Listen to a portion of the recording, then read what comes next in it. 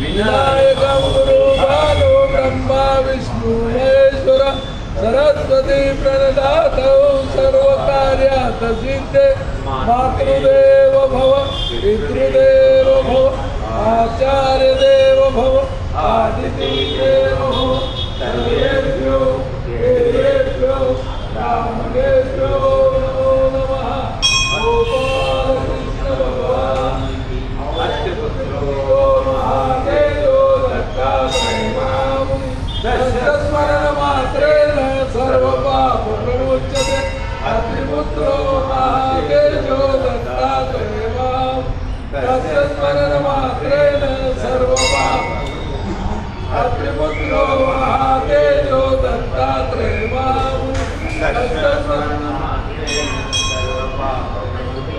अत्रिपुत्रो महादेवो दत्तात्रेय महामुनि दशस्मरण मात्रेण सर्वपाप प्रमुच्यते। अत्रिपुत्रो महादेवो दत्तात्रेय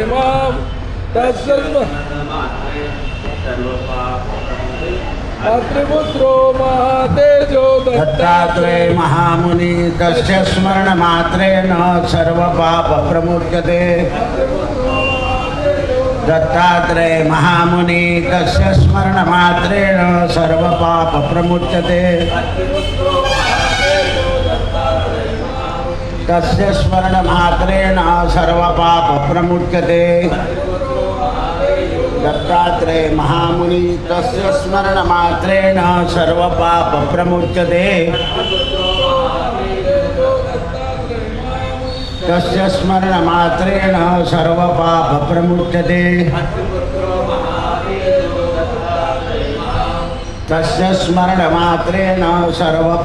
प्रमुच्यते। तस्य स्मरण मात्रेण सर्वपाप प्रमुच्यते। अत्रिपुत्रो महातेजो दत्तात्रेय महामुनि अत्रिपुत्रो महातेजो दत्तात्रेय महामुनि अत्रिपुत्रो महातेजो दत्तात्रेय महामुनि तस्य स्मरण मात्रेण सर्वपाप प्रमुच्यते। तस्य स्मरण मात्रेण सर्वपाप प्रमुच्यते।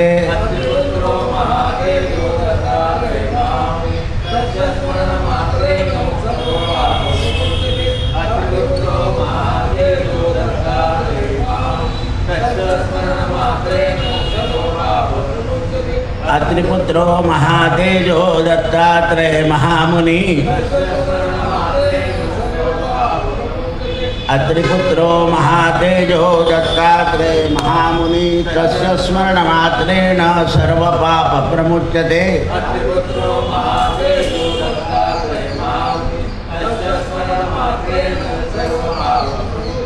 अत्रिपुत्रो महातेजो दत्तात्रेय महामुनि अत्रिपुत्रो महातेजो दत्तात्रेय महामुनि अत्रिपुत्रो महातेजो दत्तात्रेय महामुनि अत्रिपुत्रो महातेजो दत्तात्रेय महामुनि अत्रिपुत्रो महातेजो दत्तात्रेय महामुनि अत्रिपुत्रो महातेजो दत्तात्रेय महामुनि अत्रिपुत्रो महातेजो दत्तात्रेय महामुनि तस्य स्मरण मात्रेण सर्वपाप प्रमुच्यते।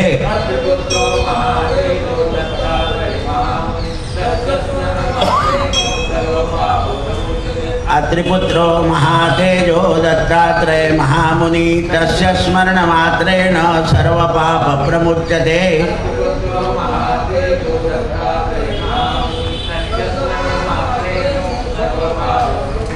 अत्रिपुत्रो महातेजो दत्तात्रेय महामुनि तस्य स्मरण मात्रेण सर्वपाप प्रमुच्यते।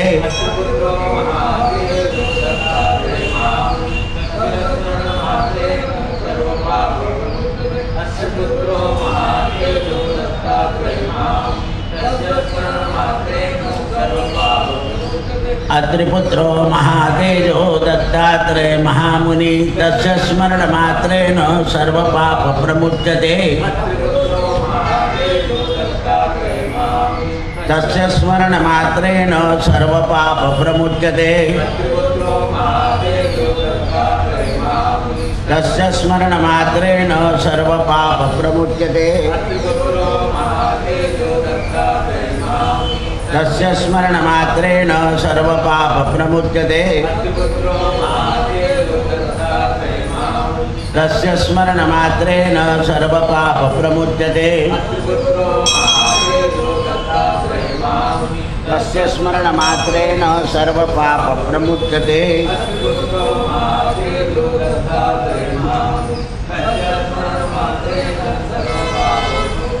अत्रिपुत्रो महातेजो दत्तात्रेय महामुनि तस्य स्मरण मात्रेण सर्व पाप प्रमुच्यते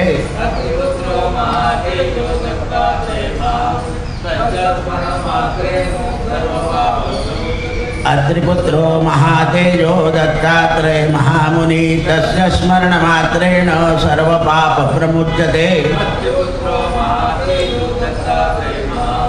तस्य स्मरण मात्रेण सर्व पाप प्रमुच्यते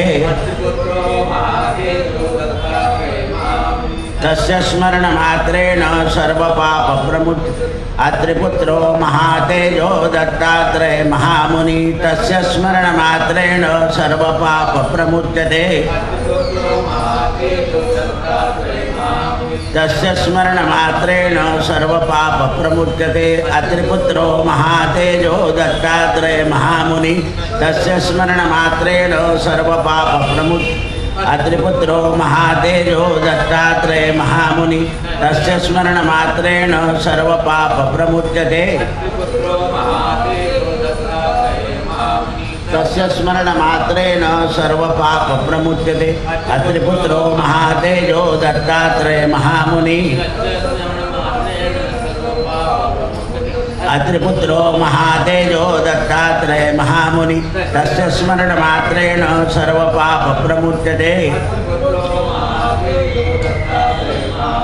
तस्य स्मरण मात्रेण सर्व पाप प्रमुच्यते तस्य स्मरण मात्रेण सर्व पाप प्रमुच्यते तस्य स्मरण मात्रेण सर्व पाप प्रमुच्यते अत्रिपुत्रो महातेजो दत्तात्रेय महामुनि अत्रिपुत्रो महातेजो दत्तात्रेय महामुनि तस्य स्मरण मात्रेण सर्व पाप प्रमुच्यते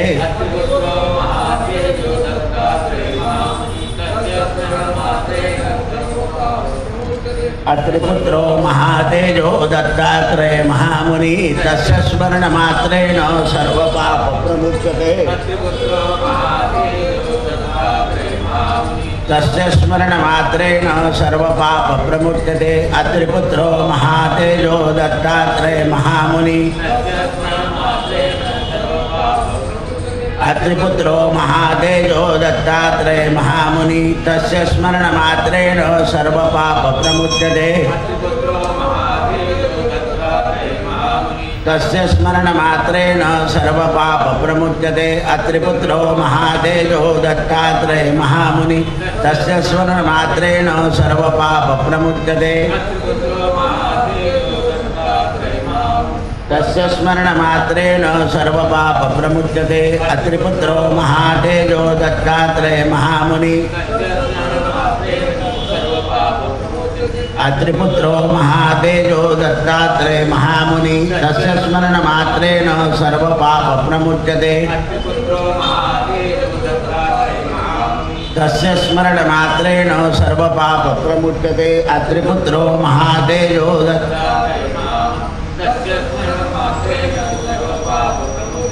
अत्रिपुत्रो महातेजो दत्तात्रेय महामुनि तस्य स्मरण मात्रेण सर्व पाप प्रमुच्यते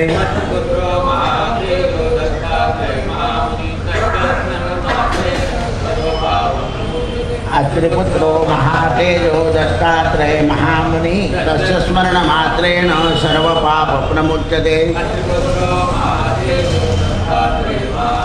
तस्य स्मरणमात्रेण सर्वपापप्रमुच्यते अत्रिपुत्रो महातेजो दत्तात्रेय महामुनि तस्य स्मरणमात्रेण सर्वपापप्रमुच्यते अत्रिपुत्रो महातेजो दत्तात्रेय महामुनि तस्य स्मरणमात्रेण सर्वपाप अत्रिपुत्रो महातेजो दत्तात्रेय महामुनि तस्य स्मरणमात्रेण सर्वपापप्रमुच्यते श्री राम जय जय राम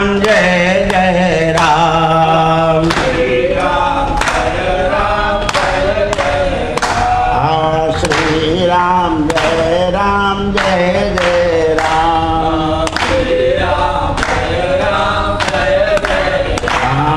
श्री राम जय जय राम श्री राम श्री राम जय जय राम श्री राम जय जय राम श्री राम जय जय राम राजाधिराज रामचंद्र भगवान पवन सुत हनुमान की उमापति महादेव नमः पार्वती पतये हर हर महादेव सीताकांत स्मरण जय जय राम जय जय रघुवीर सम निवृत्ती ज्ञानदेव सोपान मुक्ताबाई एकनाथ नामदेव तुकाराम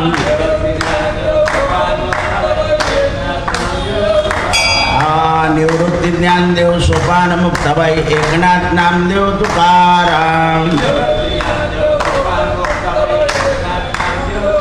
नमः पार्वती पतये हर हर महादेव सीताकांत स्मरण जय जय राम जय जय रघुवीर सम सद्गुरु समर्थ रामदास स्वामी महाराज की सद्गुरु सखाराम महाराज की सद्गुरु बाबा महाराज जय जय रघुवीर समर्थ।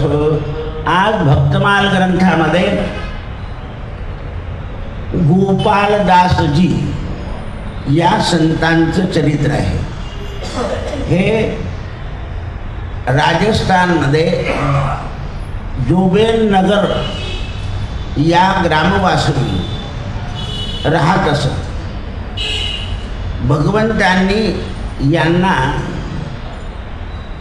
बालपणातच भगवत भक्ती इष्टप्रसाद दिलेला होता।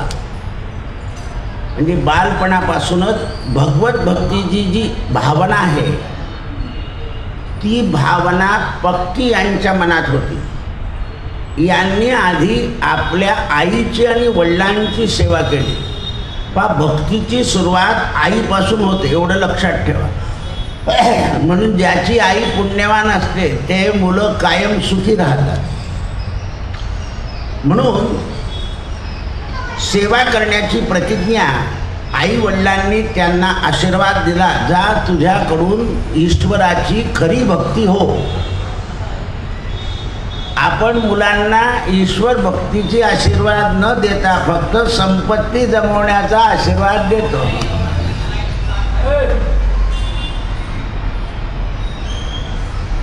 संपत्ती जमवण्याचा आशीर्वाद देतो। म्हणून त्यांच्या कुलामध्ये एक त्यांचे काका होते, ते विरक्त वैष्णव होते। पण त्यांच्या समोर आपल्या पुतण्याची लोकांनी स्तुती केली की त्यांना आवडत नव्हते। म्हणजे पक्के वैष्णव म्हणण्यापेक्षा कच्चे वैष्णव होते। आता जग जर एखाद्या माणसाची स्तुती डोळ्याने पाहून करत असेल तर आपण त्याच्याबद्दल ईर्ष्या करण्याचे काही कारण नाही आहे ना। पण माझ्या मुलांमध्ये गुण नाही, या माझ्या भावाच्या मुलांमध्ये गुण आहे याची ईर्ष्या झाली। पण देवाची भक्ती करून जर ईर्ष्या होत असेल तर ते जीवन जे आहे ना ते व्यर्थ गणलं जातं, आपल्या लक्षात येत नाही. म्हणून भक्ताईचे जाणा देही उदास गेले आशापाश निवारोनिया. जे देहाच्या ठिकाणी उदास होतात त्यांना दुसऱ्याची ईर्ष्या प्राप्त नाही होत.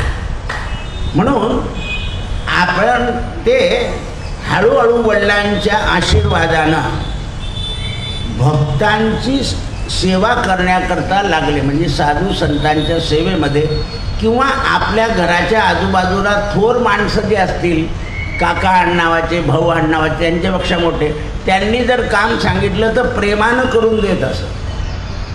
त्यामुळे आई वडिलांचे आशीर्वाद आणखीन आजूबाजूचे आशीर्वाद एकदम गोळा झाले त्यांच्याकडे.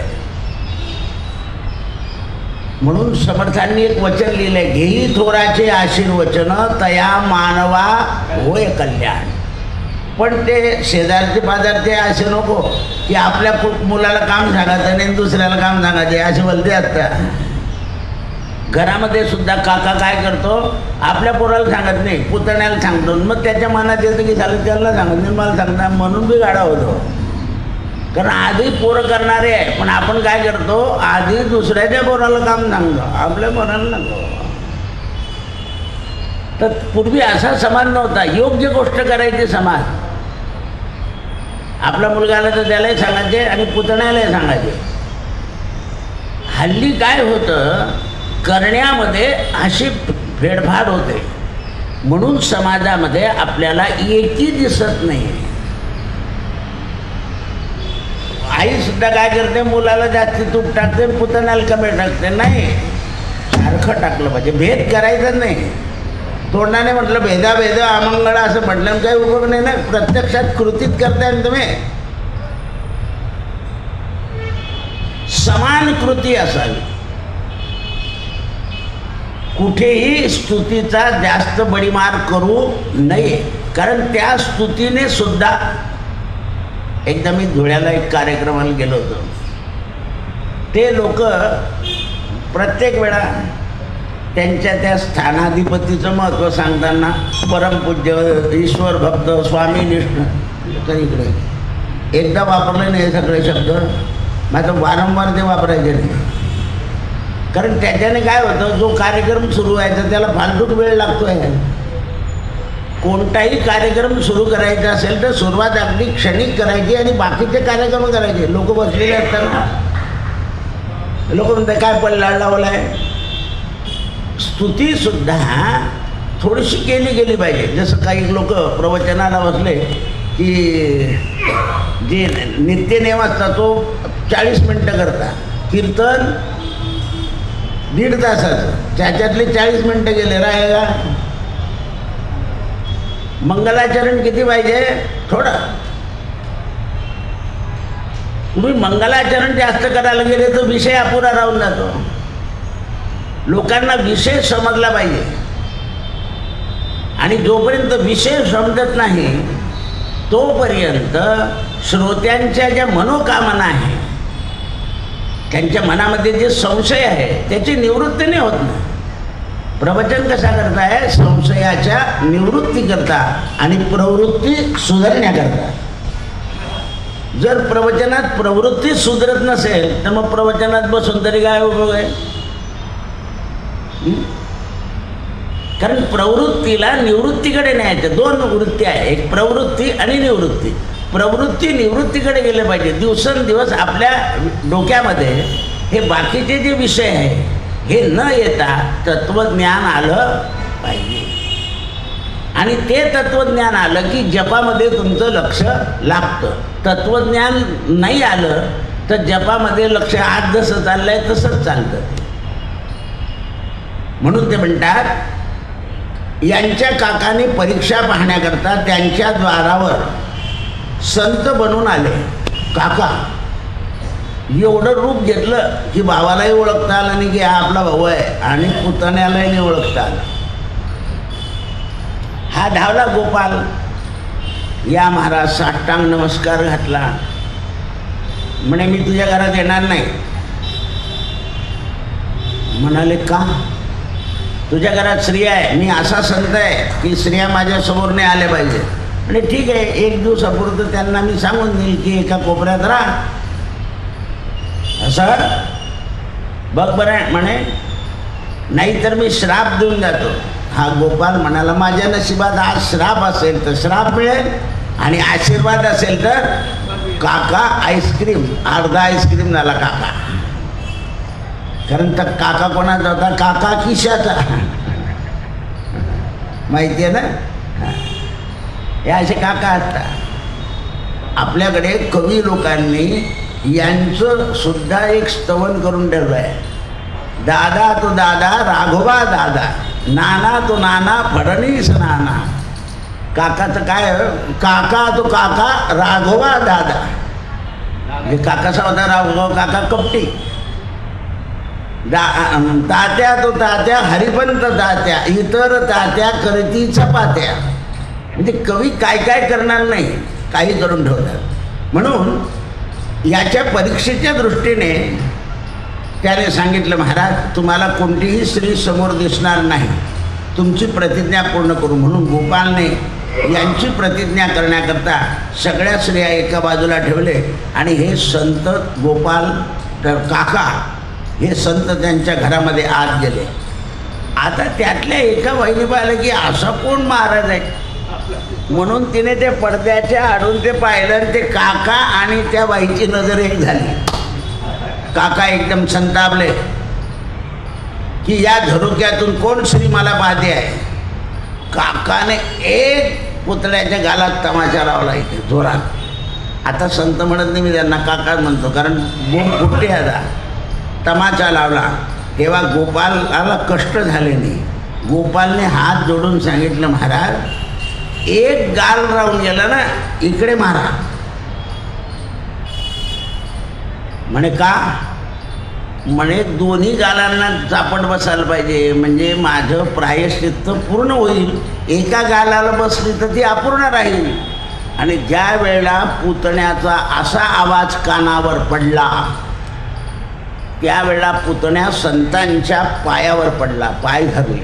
त्यांनी उचललं काकानं, त्याला हृदयाशी लावलं आणि सगळा शृंगार काढला अंगावरचा. पुन्हा हा पायावर पडला. म्हणे अरे नको, मी तुझा काका आहे, मी तुझी परीक्षा पाहिली. म्हणे घरच्या माणसानं परीक्षा पाहिली हे माझं भाग्य. घरच्या माणसाने परीक्षा पाहिली हे माझं भाग्य आहे. त्याचे वडील धावून आले, त्याने वडिलांनाही नमस्कार केला. जे झालं ते चांगलं झालं आहे. आता घरात मी वाईट नाही एवढं तरी तुम्हाला समजून गेलेलं आहे. मी कसा आहे हे माझ्या हरीला माहिती, कारण तुम्हीच आशीर्वाद दिलाय की तुला हरीचं सौजन्य लाभेल, हरीचं प्रेम लाभेल. तर घरच्या लोकांनी मला तपासलं, हे चांगलं झालं. याने हात जोडून सांगितलं, महाराज दुसऱ्या गालाला प्रसाद द्या, नाहीतर तो गाल रुसून बसेल. पूर्वी आपलं काय होतं, चूक झाली तर आपण आपल्या हाताने गालात मारून घ्यायचं. आता सगळे सेंट लावतामुळे मारत नाही ते. माझा बोलण्याचा उद्देश असा नाही, तुम्ही काही अर्थ उचला. चुकीचं बोललं तो लोक जीभ चावत होते, पण आता ते जीभ सगळीकडे फिरली आहे, बजेगल्लीपासून तर दिल्लीपर्यंत. त्यामुळे तिलाही काही वाटत नाही, ती काही चावून घेत नाही. मी प्रसादापासून वंचित राहील, मला दुसरा तमाचा मारा. ही प्राणी ऐकल्यावर पुन्हा काकाच्या डोळ्यातून अश्रू आले आणि त्यांनी गोपालांना चरण पकडण्याचा प्रयत्न केला. पण गोपाल संतनिष्ठ होता. म्हणाला, महाराज शास्त्रानं असं नाही सांगितलं की लहान मुलाचे चरण धरावे. म्हणून मग शास्त्रानं काय सांगितलं, लहान कार्य करत असेल तर त्याला प्रोत्साहन द्यावं. आशीर्वाद सुद्धा बोलला नाही तो. काय द्यावं? प्रोत्साहन. आपण नाही म्हणत काय एखाद्या लहानाने कर, वा काय रे देव तुझ्याकडून चांगलं करून घेऊ, ही सदैच्छा आहे.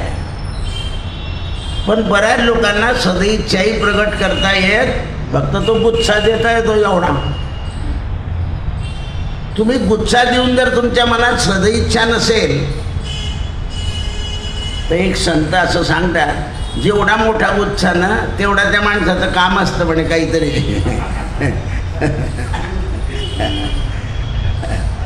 जेवढा मोठा दिल तो तेवढं त्याचं काम असतं महत्वाचं, म्हणून तो मंत्र्याला याला त्याला देत असतो.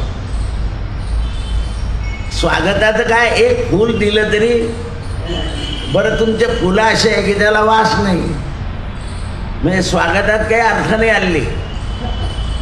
म्हणून त्यावेळेस एका तुळशीच्या पानाला तरी वास आहे, एका तुळशीच्या पानालाही वास आहे, पण फुलांना वास नाही.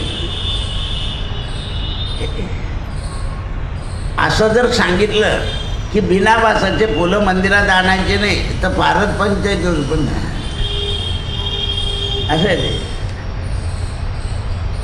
नाहीच न राहिलेले वासाचे फुलं, आणि इतके मिळणार नाही गाडोगंती.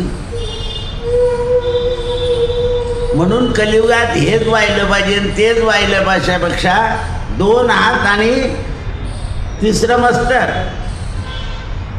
जाणं 2 हात आणि तिसरं मस्तक हे समर्पण करून टाकायचं.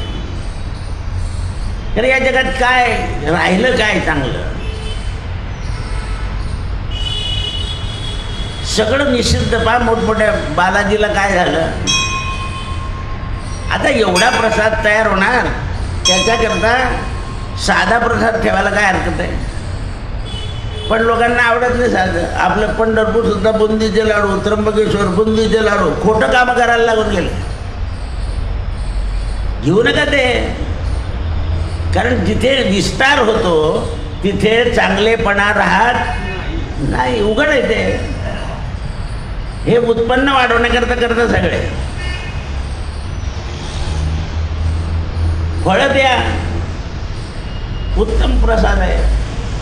के आता सुद्धा म्हणजे केळं सुद्धा वाटणे चांगलं नाही आहे, कारण ते कसे पकवलेले आहे. याच्या पुढे आपल्याला कच्चे केळं विकत घ्यावं लागतील, घरात पकवायचे तरच चांगले मिळणार आहे. काही दिवसांना असे कच्चे घोडे विकायला उभे राहतील ते घ्या,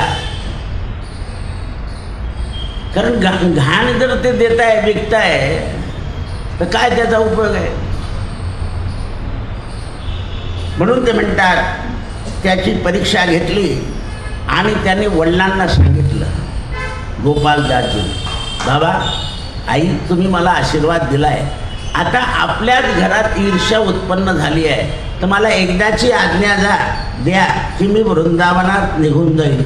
आई वडील यांना वाईट नाही वाटलं, त्यांनी आनंदाने आपल्या मुलाला वृंदावनात जाण्याची परवानगी देऊन दिली. कारण आपल्या घराण्यात किंवा आपल्या गावात पुन्हा याचा असा छळ होऊ, कारण जगात ईर्षेने संतांचा छळ होतो, ईर्षेने संतांचा छळ होतो. पहा तुम्ही हल्ली सुद्धा कोणी कार्यक्रम केला आणि या मोठ्या लोकांना बोललं होतं त्याची लाईट बंद करू नका,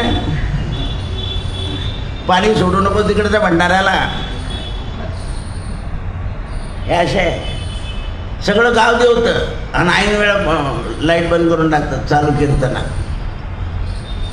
असं आहे. म्हणून यांना बोलून घ्यावं, हार घालून द्यावे, विघ्न बंद करून द्यावे,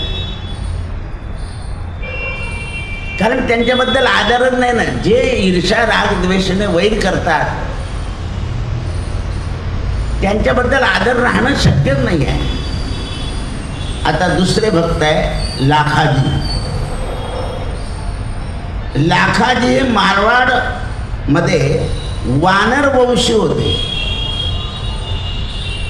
आज कळतंय आपल्याला वानरांचा सुद्धा वंश आहे परिवर्तनानंतर. यांच्या जातीच्या लोकांचं काम एकच होतं, राजाच्या दरबारी अथवा देवळात नृत्य करणे.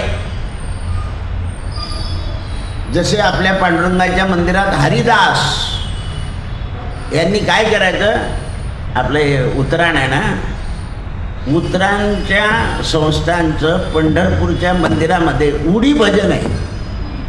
उड्या मारून मारून भजन करणं. काही संस्थांचं लोटांगण भजन आहे.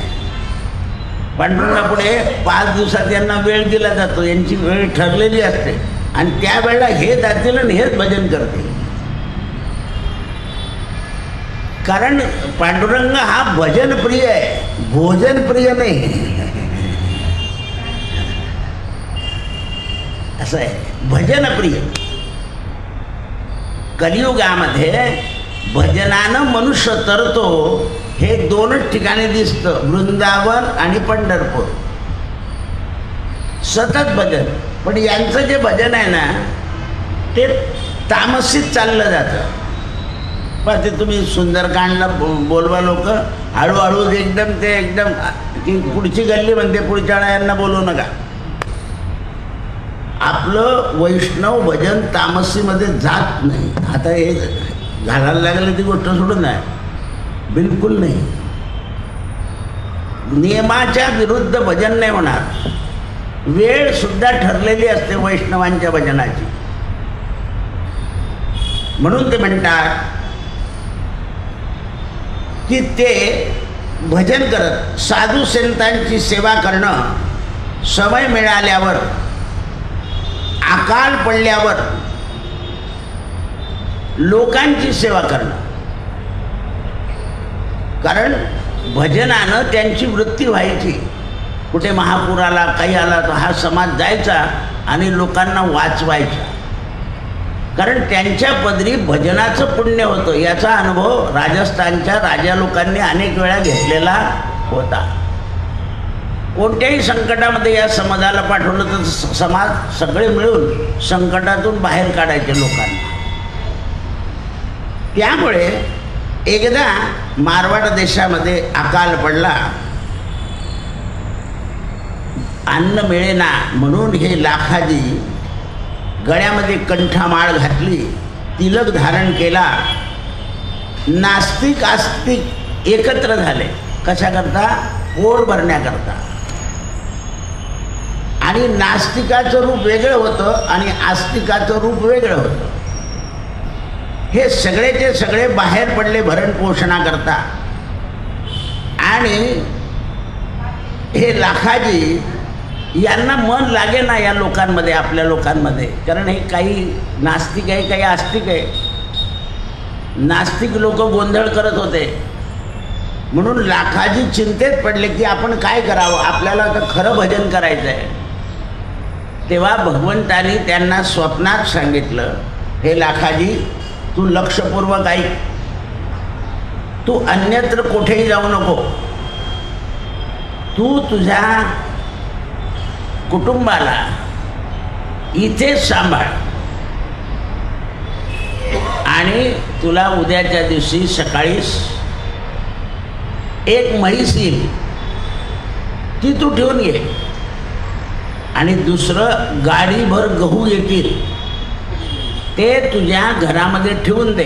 एका पोत्याचं तोंड उघडायचं, त्याच्यातून माल काढायचा तुला आणि येणाऱ्या साधू संताला. पुन्हा ते तोंड बांधून द्यायचं. म्हशीचं दूध येईल, म्हैस कमी चाऱ्यामध्ये तुला भरपूर दूध देईल. असं स्वप्न पडलं. आता स्वप्न पडल्यानंतर हे स्वप्न खरं होईल का नाही हे तर मनामध्ये माणसाला संशय असणं साहजिक आहे. पण हे लाखाजी खरे भगवत भक्त असल्यामुळे त्यांनी सांगितलं, भगवंताने स्वप्न दिलं आहे, आता उद्या सकाळीच काय होईल ते आपण पाहू. त्यावेळेस एका गावामध्ये असा वाद चालला होता की बा आता अकाल जर आला आहे तर प्रत्येकाने आपल्या घरामधून गहू गोळा करायचे आणि एखाद्या संताला दान द्यायचे, म्हणजे अकाल चालला जाईल. एक जण म्हणाला, माझ्याकडे खूप म्हशी आहे, एवढ्या पाळण्याही मला कठीण झालं, एक म्हैस पण देऊन टाकू आपण. हे एका गावात ठरलं. मग सगळ्यांनी ठरवलं आपल्या लाखासारखा तर कोणी चांगला भक्त नाही, म्हणून त्या गावातून ते गाडीवर गहू आणि म्हैस आलीच दुसऱ्या दिवशी. लाखाजी, हे आमच्या गावाने तुम्हाला दिलंय, आमच्या गावातला अकाल टळावा म्हणून. स्वप्न खरं झालं. लाखाजींनी मनात देवाचे आभार मानले. संत सेवेकरता बरं ते काय सांगितलं होतं की पोते ठेवून द्यायचे, पोत्याचं तोंड उघडायचं, तुला शेवटपर्यंत कधीच ते गहू संपणार नाही आहे. म्हैस भरपूर दूध देईल, त्याचं दूध दही तूप कर, दूध दही संतांना खाऊ घाल आणि तूप तुझ्या प्रपंचात वापर, असं भगवंतांनी सांगितलेलं. कारण तुपाला मोल होतं. दुधापेक्षाही दह्यापेक्षा पैसा हातात कशाने येईल तर तुपाने. लाखाने पाहिलं आणि ते सगळं घरामध्ये ठेवलं. पुन्हा दुसऱ्या दिवशी स्वप्न पडलं, तुझ्या मनामध्ये जी चिंता आहे की आपली धर्मपत्नी याच्यातलं काही गडबड करेल का, तर तीही गडबड करणार नाही. देवाने तीही स्वप्न सांगितलं. कारण आल्यानंतर माणसाच्या स्वप्नात येतं किंवा यांनी काही गडबड केली तर माणूस काही सगळ्याच वेळा लक्ष ठेवत नाही. तर देवाने दुसऱ्या दिवशी स्वप्न सांगितलं, तीही गडबड करणार नाही, तिलाही मी स्वप्नात समजवून देईल. पहा देवाची क्रिया केवढी आहे. जिथे एक मत नाही तर गडबड होऊन जाते ना. इकडून न्यायचं तिकडून मिळालं असं सांगायचं, गडबड चालत नाही का. चोरी येते एक प्रकारची घरात. माहेरून आणलं, इकडून न्यायचं माहेरून आणलं हे सांगणं काय आहे. कशा करता खोटे कामं करायचे. माझ्या मैत्रिणीने दिलं असं खोटं कशाला सांगायचं. कारण खोटं संसारामध्ये खरं आणि खोटं हे एकत्र झालं की कलह होतो. संसारामध्ये खरं आणि खोटं एकत्र झालं की कलह होतो. उभयतांमध्ये खरं असलं की कलह होत नाही. म्हणून त्यावेळेस धर्मपत्नीनं सकाळी उठून आपलं स्वप्न सांगितलं. गाडीभर गहू आले. आज्ञेनुसार संतांची सेवा सुरू झाली. लाखाजीच्या घराचं वर्णन सगळ्या लोकांनी सांगितलं की याने धनहानी केलेली आहे कोणाची तरी, असा राजाला रिपोर्ट पाठवला. आणि हा राजाला कर देत नाही. कारण ही सोपी गोष्ट असते कोणाला काही सांगायचं. याच्याजवळ धनाचा संग्रह आहे. म्हणून त्यावेळेस हा यलोकी आणि परलोकी खोटं काम करतोय. पण लाखाजीच्या मनामध्ये यत्किंचितही भेद आला नाही. कारण आपल्याला जर भगवंतानं सांगितलं आहे तर आपण याची चिंता करण्याचं काही गरजच नाही, भय ठेवायची काही गरजच नाही. मग त्यावेळेस अशा प्रकारचं काम चालू असताना ते गाडीभर आलेलं धान्य साधू संतांची आणि गावांच्या लोकांची सेवा करून 2 वर्ष पूर्ण लाखाजीच्या लक्षात आलं की आता हे किती दिवस देवाला भार व्हायचा. जगात संतांची सेवा ठीक आहे, जनता जनार्दनाची सेवा ठीक आहे, पण देवावर भार किती ठरवता. कारण माणसाने देवाने काही कामं माणसाला करायला सांगितली आहे आणि काही कामं देव करतो. उदाहरणार्थ बी आपण पेरायचं, वाढवायचं काम देव करतो. कंस कापाचं काम आपलं आहे, दळाचं काम आपलं आहे आणि पचवाचं काम देवाचं आहे. पचामेन्नम चतुर्विधम. मग हे जर आहे तर आपण असं का करावं. म्हणून त्यावेळेस एक सभेमध्ये लाखाजीला सगळ्यांनी सांगितलं की महाराज तुमच्यामुळे जर आमचा भवसागर तरुण जाणार आहे तर तुम्ही असं कशाला करता. ते म्हणाले नाही, आता जितक्या दिवस देवानं सेवा केली ना तितक्या दिवस मला जगन्नाथपुरीला जाऊन राहायचं आहे. आणि तिथे सेवा करायची देवाचं, हे सगळं परिहार तिथे फेडायचं आहे. काय तर म्हणे तुम्ही काय करणार जगन्नाथची सेवा? अंगण झालेलं म्हणे सगळं तिथे राहील. देवाचा जो प्रसाद भीक मागून मिळेल तो खाईल. कारण संताला भिक्षा मागण्याच्या बद्दल काही वाटत नाही. कारण श्रम करून भिक्षा मागून खाल्लं तर काही दोष नाही, पण श्रम न करता भिक्षा मागितली तर मात्र दोष आहे. म्हणून ब्राह्मण तुमच्या घरी आला की भिक्षा घेतो. उद्याची एकादशी आहे सांगून जाऊन मग घेतो. उद्याची पौर्णिमा आहे सांगून जाऊन घेतो. म्हणून त्यावेळेस लाखाजीनं आपला मारवाड देशाचा त्याग केला आणि जगन्नाथपुरीकडे निघाले. आपली प्रतिज्ञा ठरवली की दंडवत करत जगन्नाथपुरीला जायचं. हे जो सगळं घडलं, देवाला जो त्रास झाला त्याचं परिमार्जन म्हणजे दंडवत घालत दंडवत घालत दंडवत घालत जगन्नाथपुरीनं सगळ्या संस्थांच्या लोकांना पुजाऱ्याला एकाच दिवशी सांगितलं की माझा भक्त अतिशय हाल अपेष्टा करीत दंडवत घालीत घालीत येते, त्याला पालखी घेऊन जा, पालखीतून जगन्नाथपुरीला आणा. कारण देहदंड घेतोय ना तो, साधा दंड नाही तो. पैशाचा दंड मनुष्य भरून टाकतो. कारागृहात सुद्धा काय आहे, देहदंड आहे. एकांतात बसून राहावं लागतं. तरी आता सुधारणा झाली आहे. झाडं लावून घ्या, त्यांच्याकडून पाणी करून घ्या, लाकडं करून घ्या, तुला काय येतं ते कर. म्हणजे त्यांची करमणूक करतात. इंजिनियर असेल त्याच्याकडून काम करून घेतात कारागृहवासामध्ये. नाही तर पूर्वी नुसतं एकटं बसून राहायचं वाटत. तरी दृष्ट लोक तिथे असतात, सज्जन लोकांना त्रासच देतात तिथे. म्हणून जगन्नाथ धामाच्या जवळ पालखी घेऊन लोक गेले. लाखाला हात जोडून सांगितलं तुम्हाला पालखीत बसायचं आहे.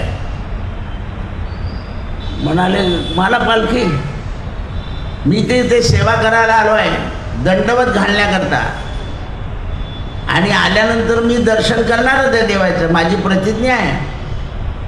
पंडे म्हणाले नाही, आम्हाला प्रेम भावपूर्वक आज्ञा आहे देवाची की तो नाही म्हणेल, तुम्ही त्याला पालखीतच आणायचं आहे. आता हे जरी प्रेम भाव सांगितलं तरी हे भक्त असल्यामुळे त्या पालखीत बसल्यावर तुम्हाला जर ही परंपरा पाहिजे असेल तर आपलं अंमळनेर आहे ना, अंमळनेर गावामध्ये आजही बेलापूरकर हे अंमळनेरकरांचे शिष्य आहे. केव्हापासून तर मूळ सकाराम महाराज म्हणजे 11 सकाराम महाराज चालले आहे. आजही बेलापूरहून दिंडी येते तर अंमळनेरच्या गावाच्या बाहेर जाते.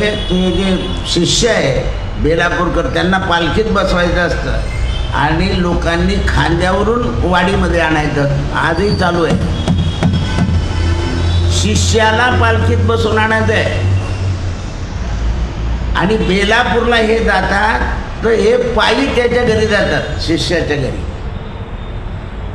आळंदीची पायरी आता निघाली, आता पोहोचेल ती, तर ते पायी वारीमध्ये हे त्याच्या घरी पायी जातात आणि त्याच्या घरी हे देवाचा नित्यनेम करतात आणि तो खाली ऐकायला बसलेला असतो. इथे यांच्याकडे आलं तर तो कीर्तन करतो आणि हे खाली बसलेले असतात. अशी परंपरा आहे. शिष्याला, योग्य शिष्याला, आपण नाही का एखाद्या माणसाने चांगलं काम केलं तर याचा आज सत्कार करा रे सगळे मिळून, आणि काय करा सगळेजण जेवून घ्या. आनंद केव्हा येतो, सगळ्यांनी सहभोजन केलं की आनंद येतो. मग तुम्ही तो शेव चिवडा जरी खाल्ला तरी तो आनंद आहे. फळं खाल्ले तरी आनंद आहे. म्हणून त्यामुळे हे पालखीत बसले तरी कसे बसणार, चोरासारखे बसले. देवाला तेही आवडलं नाही. किती लाखात एक होता, लाखात एक होता. म्हणून जगन्नाथाच्या दर्शनाची प्रतिज्ञा केली. प्रेमपूर्वक बसले. लाखाजीला पंडे म्हणाले महाराज नीट बसा, तुम्ही पडणार नाही. अहो म्हणे रस्त्यावर भजन करणारा, रस्त्यावर लोकांचा नृत्य करून नाचणारा माणूस, त्याला पालखीची सवय कधी होती का? तर मला असंच बसू द्या. लाखा मनामध्ये भगवंताचे गुणगान गात होते आणि भगवंत ते ऐकत होते. लाखाचा पूर्ण विश्वास होता. लाखा भक्तवत्सल होऊन भगवंताचं स्मरण करीत होता. पालखी गावाच्या जवळ आली आणि त्यांनी सांगितलं आता पालखी थांबवून द्या. देवाच्या आज्ञेप्रमाणे आणि तिथून दंडवत घालत चालायला सुरू झालं गावामध्ये. आणि अजूनही त्यांचे वंशज जगन्नाथपुरीच्या रथाच्या दिवशी दंडवत घालत येतात. म्हणून जगन्नाथाचं महिमा वाढवायचं आपलं ठरवलं. हे लाखाच्या लक्षात आलं. काय आलं की देवाला आपली महती वाढवायची आहे. कारण देव कसा आहे, देव भक्ता स्वाभिमान. देवाला जसा आपल्याला आपल्या लोकांचा स्वाभिमान असतो, तसा देवांना भक्ताचा स्वाभिमान असतो. भगवंताच्या चरणावर आजपासून तन आणि मन हे निछावर करून टाकलं, खलास, संपलं. माझा मान वाढवता का नियम की हे शरीर आणि मन वाहू हा संसार देवाबाई सगळा संसार समर्पण करून टाकला. लाखाजीला एक कन्या होती, ती विवाहाला योग्य झाली. आता विवाह करायला काही नाही, विवाह करायला धन लागतं. म्हणून कन्येचा विवाह करण्याकरता जातीचे लोक लागतात. त्याच्याशिवाय कन्याचा विवाह होणार नाही. मग काय करायचं? तर आता जगन्नाथ सोडून परत राजस्थानमध्ये जायचं आणि तिथे कन्याचा विवाह करता वर शोधायचा. लाखाने ठरवलं. पण यांच्याजवळ पाहिजे ना लग्न करून न्यायला काही. तिकडे जे काही घरदार होतं ते नातेवाईकांनी सगळं हापकावून घेतलं. आज सुद्धा बा तुम्ही एखाद्या भावाचा हिस्सा असतं तर सगळा बनका करून टाकतात त्याचा. पण आपल्याच वंशाचं घर आहे म्हणून त्याला नीट ठेवत नाही. जाताना खेळेचे खेळे काढताना एवढे. अहो मुख्यमंत्री सगळं काढून नेतो उत्तर प्रदेशचा. नळ बीळ गेले सगळे काढून नेले. मुख्यमंत्री काय देश आहे. लक्षात आलं ना. लाडक्या बहिणीला दिलं होतं का माणसांना दिले होते पैसे? माणसांनी घेऊन टाकले, त्यांच्या खात्यात जमा होऊन गेले. किती कोटीच काय पोर खेळ आहे. आपल्याला वाचायला मिळतं म्हणून समजतं, नाही तर काय समजलं असतं. आता वसूल करायचे. द्रव्य आहे ना ते, त्याचा खेळ करून चालत नाही.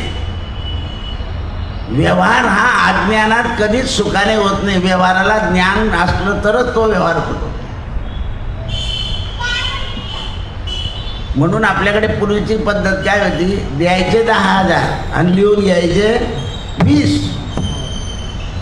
ही जी पद्धत होती. आणि पूर्वीचे लोक 10 परत घ्यायचे, 20 नाही घ्यायचे. आता मागून मागून लबाडी करायला लागले सावकार. 20च आहे. कारण मनुष्य त्या 10च्या धाकाने हे 10 नक्की फेडेल असा धाक होता तो. त्याच्याकरता डबल लिहून घ्या. तर त्याचा दुरुपयोग केला तुम्ही कागदाचा. कारण 100 बका आणि 1 लिखा असं. आता कलियुगात घर जातं 32 लाखाचं, खरेदी होते 17 लाखाचे. उलट झालंय असं आहे. म्हणून ते म्हणतात की लाखाने निघायचं ठरवलं. आपल्या कन्येला घेऊन पत्नी गतप्राण झाली. भगवंताने एक शेठचं रूप घेतलं आणि याला सांगितलं तू आता जाशील तेव्हा हे रोखा घे.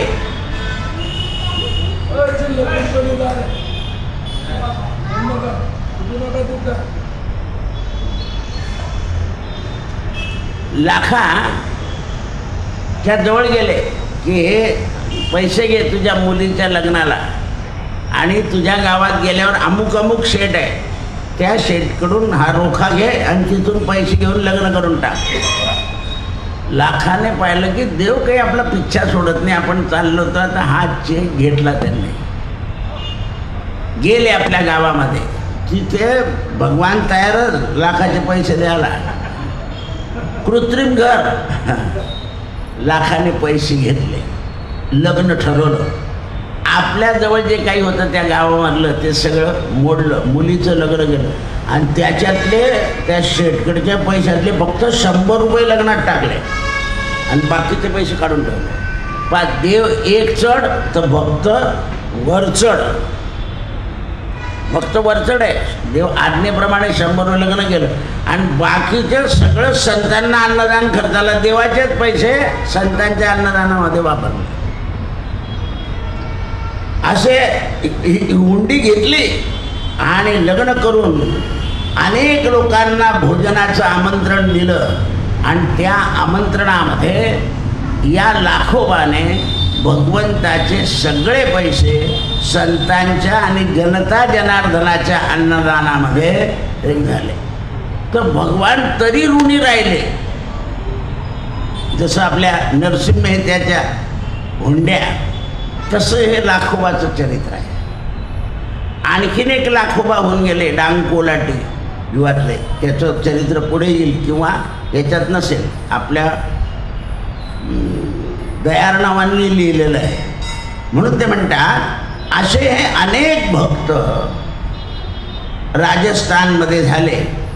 याच काळामध्ये नरसिंहजी गुजरात प्रांतामध्ये कालावधीमध्ये संत होते. ज्याप्रमाणे हे लाखाजी त्याप्रमाणे नरसिंहजी, त्यांचं चरित्र मोठं आहे, ते आपण उद्या पाहू. नरसिंहजींचा संपूर्ण संसार हा प्रसिद्ध भक्त म्हणून गणला गेलेला आहे. गुजरात प्रांताच्या पवन पावन गावामध्ये महास्मार्त भगवत भक्त भक्तीने आणि भजनानं देव राबवला आहे यांनी. जसं नाथांच्या घरी देव राबले त्याप्रमाणे द्रव्याच्या योगानं नरसिंह नरहरी यांच्या घरी भगवान गाबले, नरसिंह भक्ताच्या घरी.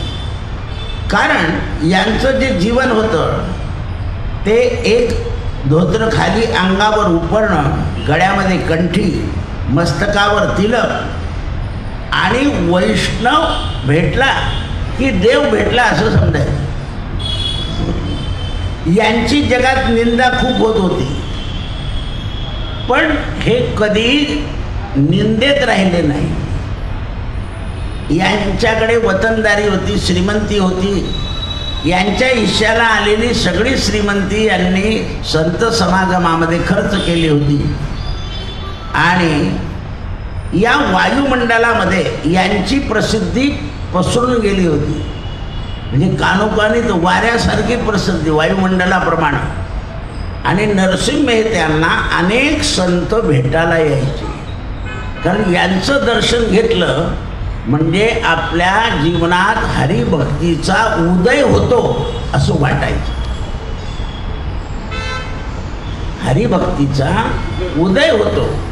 आणि एवढंच नाही तर छल कपट दृष्ट यांना नरसिंह मेहत्याने सुधरवलेलं होतं. दृष्ट लोकांवर नरसिंह मेहत्याचा प्रभाव पडून जायचा आणि ते तात्काळ कबूल होऊन जायचे नरसिंह मेहत्याला की आम्ही हे सोडून दिलं. त्यामुळे सज्जन लोक निंदा करायचे, पण जे दुर्जन आणि दृष्ट होते ते मात्र हे करायचे. म्हणजे नरसिंह मेहत्याच्या दर्शनानं देशोदेशीच्या दृष्टांचे दृष्टपण नष्ट झाले. देशोदेशीचे, याने त्याला सांगावं, त्याने त्याला सांगावं, त्याने त्याला सांगावं. त्यामुळे यांच्याकडे संतही यायचे आणि दृष्टही यायचे. संत भगवंतामध्ये तल्लीन व्हायचे आणि दृष्ट सत्संगी होऊन जायचे. कारण त्यांच्या मुखातून निघालेली वाणी जी होती ती वाणी दृष्टबुद्धी नाश करायची. आता ज्यांना त्यांना नावं ठेवायचं आहे त्यांची दृष्टबुद्धी जाणारच नाही. कारण दृष्टबुद्धी गेली म्हणजे माणसाचं कल्याण होतं. सत्संगतीने तुटती कुबत. ते सत्संग करण्यापेक्षा यांचं दर्शन आणि भजन ऐकलं की दृष्टबुद्धी झाली. त्यांच्या भक्तिमय सागरानं जणू काय यांच्याजवळ सरोवर होतं भक्तीचं. नरसिंह मेहत्याच्या इथे भक्तीचं सरोवर होतं आणि त्या सरोवरामध्ये दृष्ट आले आणि त्या सरोवराचा वारा लागला की दृष्ट सुधरून जाईल. गावातले जे सज्जन होते ते सज्जन राहिले, पण जे दृष्ट होते ते मात्र सुधारलेले नाही. त्यातला त्यांचा भाऊ पण सुधारला नाही आणि भावाची पत्नी भाऊजाई ती पण सुधारली नाही. एवढंच नाही तर त्यांच्याकडे येणारा पुरोहित ब्राह्मण होता तोही सुधारला नाही शेवटपर्यंत. कारण पुरोहिताला काय असतं, दक्षिणा मिळाल्याशिवाय समाधान नाही होत.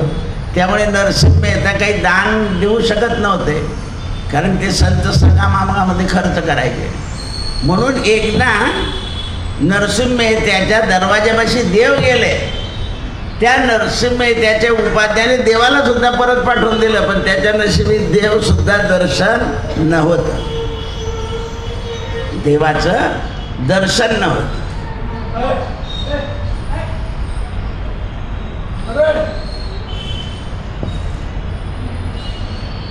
खाली घेऊन जा भाऊ.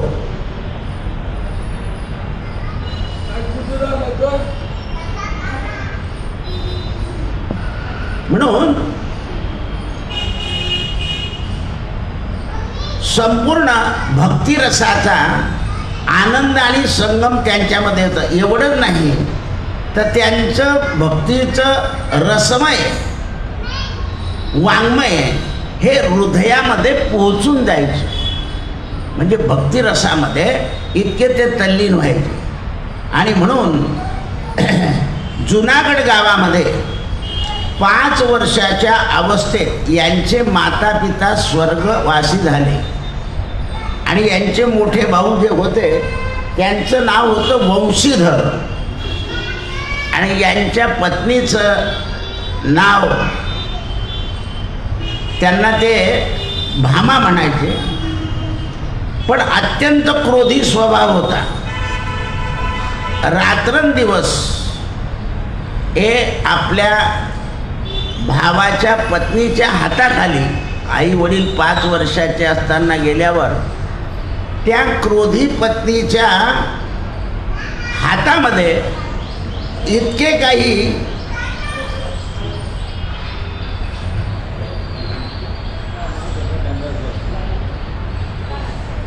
काही तरबेज झालेले होते आणि कष्ट सहन करायला